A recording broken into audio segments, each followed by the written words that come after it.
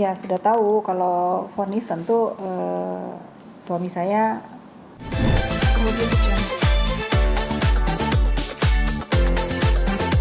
Rasa keadilan bagi klien kami. Mungkin rekan-rekan sendiri bisa menilai bahwa kurang lebih 5 tahun yang dilakukan bullying terhadap klien kami itu tadi. Nah, fakta-fakta yang ada memang pada dasarnya setelah putusan yang kemarin itu, perbuatan-perbuatan yang dilakukan Yoke ini terhadap klien kami yang selaku korban terbukti berdasarkan fakta persidangan itu tadi. Makanya vonisnya menurut kami apresiasi kepada majelis hakim yang mulia, begitu pula jaksa penuntut umum mampu membuktikan dakwaannya sesuai dengan tindakan-tindakan yang dilakukan Yoke terhadap klien kami, mungkin seperti itu. Betul. Nah, jadi memang pada dasarnya kita memang harus bijak dalam bermedia sosial. Ya, memang berekspresi itu bebas, berpendapat itu bebas, tapi ada batasan.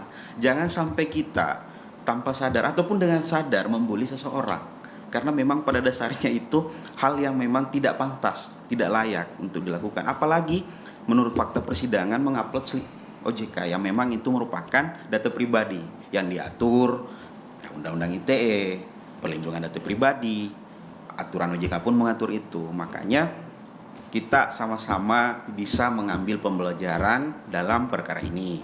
Mudah-mudahan hari ini kita belum tahu ya, upaya hukum itu kan hak dari terdakwa Yoke maupun penasihat hukumnya apakah mengajukan banding atau tidak, kita belum tahu itu, tapi itu merupakan hak. Memang diberi waktu 7 hari untuk pikir-pikir, kita pun juga nggak tahu apakah JPU banding atau gimana, itu hak mereka lah ibaratnya. Kita di sini mudah-mudahan ini bisa menjadi hikmah untuk semua, bahwa menjadi pembelajaran ke depannya seperti apa. Kami pun selaku tim penasihat hukum dalam artian mengapresiasi juga klien kami sudah berbesar hati pada saat persidangan hadir di persidangan memaafkan terdakwa, dan terbukti kan majelis hakim mengambil pertimbangan itu menjadi hal yang meringankan dari terdakwa Yoke itu sendiri. Jadi sama sekali klien kami ini tidak ada dendam, dalam artian lah apa yang kau perbuat itu yang harus kamu pertanggungjawabkan. Ya. Nah itulah bagi kami ya oke, putusan sudah ada, case close. Ya. Itu sebenarnya. Mungkin itu sementara. Terima kasih. Tapi Yoko sendiri nih, kasih trik melihatnya seperti apa sih dia tidak melakukan upaya banding, justru dari pihak JPU yang ingin mengupayakan banding. Gimana menanggapinya kan?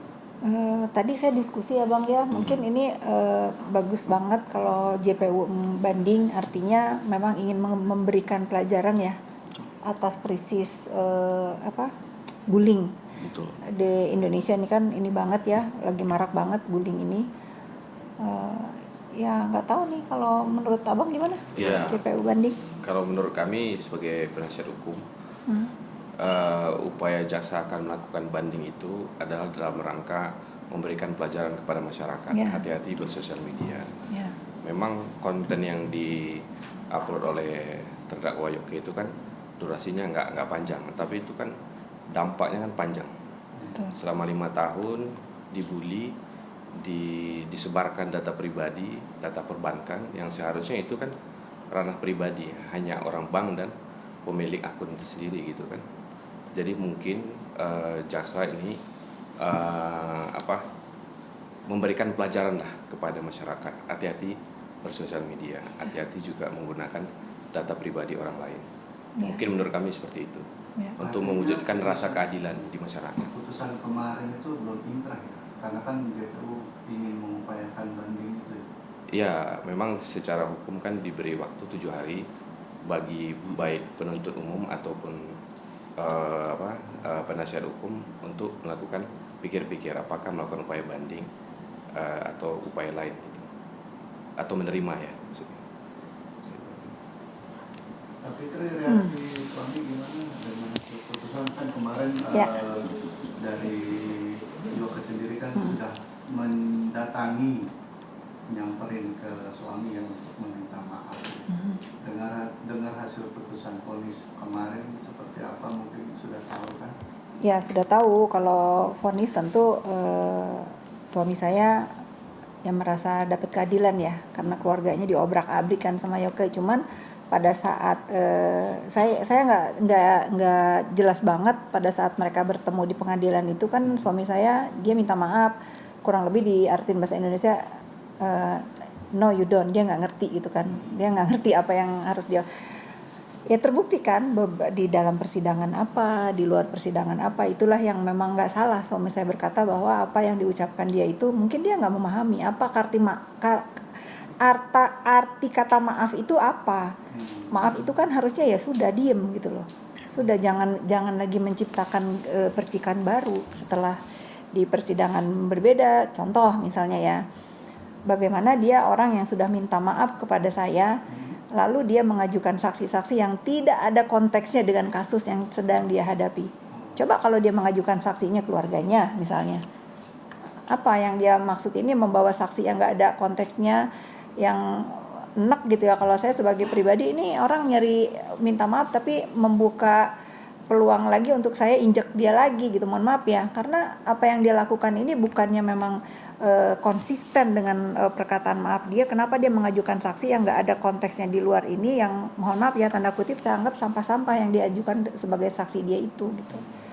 Itu. Kemarin Yoga juga bilang soal paspor dan juga CCTV bandara. Mungkin Kak Fitri mau klarifikasi akan hal itu yang katanya disebar oleh Kak Fitri soal CCTV. Nah begini ya, soal apa yang saya sebar itu saya melihat di sosial media lain. Ya, saya melihat di sosial media lain dan saya merepost karena saya di tag. Tapi menurut saya sebagai warga negara Indonesia, kalian pernah naik pesawat semua?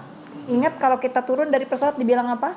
Jika kita mengetahui ada penumpang yang membawa benda-benda terlarang, narkoba dan lain, harus melaporkan kepada pihak berwajib. Bagaimana saya melihat ada satu manusia yang selalu buat onar di dunia maya lalu mempunyai 2 paspor. Bagus saya nggak bikin laporan baru, aduan masyarakat sebagai orang yang berhak melaporkan ada nih manusia datang ke Indonesia, masuk pakai paspor Indonesia, masuk Amerika pakai paspor Amerika, enak banget. Pertanyaan saya, apakah dia bayar pajak di sini? Jadi kalau Yoga mau bikin laporan tentang itu, saya dulu yang bikin laporan. Ya gitu aja. Sekarang kalau dia mau berulah lagi, saya masih punya laporan lain. Kalau dia masih pengen berbuat ulah dan dia menciptakan keributan dengan saya, ayo. Gitu ya Pak lawyer ya. Ini lawyer saya sudah siap juga. Maunya sampai di mana gitu. Udahlah kalau orang tuh udah minta maaf, Betul. udah menyadari, kan dia sendiri ngomong, ya sudah ini hasil perbuatan dia selama ini, dia menerima putusannya. Tapi kenapa dia menciptakan percikan baru dengan ujaran-ujaran seperti itu gitu. Kalau dulu kan sempat lewat ibunya ya, itu minta maaf, sempat. Lalu ya dimaafkan, kembali membuat hal-hal yang terus akan seperti itu. Benar sih, memang kan secara personal mungkin sedikit kenal ya. Memang ada sedikit kelabilan atau kejiwaan. Siapa yang kenal? Saya? Mungkin kenal sedikit secara. Enggak, saya nggak kenal dia, tetapi karena tadinya ibunya yang minta maaf sama saya sebagai seorang ibu pun akhirnya mau memberikan maaf bukan atas nama Yoga Hargono ya. Saya memberikan maaf itu karena seorang ibu memohon ampun kepada saya untuk ulah anaknya. Itu setelah saya melakukan itu, saya memberikan maaf, anaknya ini mungkin ulah terus gitu. Tapi saya nggak ada masalah dengan orang tuanya Yoga. Saya juga mohon maaf atas apa yang harus mereka hadapi. Tapi inilah hukum ya, kalau misalnya Yoga kasihan dan sayang sama orang tuanya, dia jangan mengulangi lagi. Ini soal petani kita. Ya.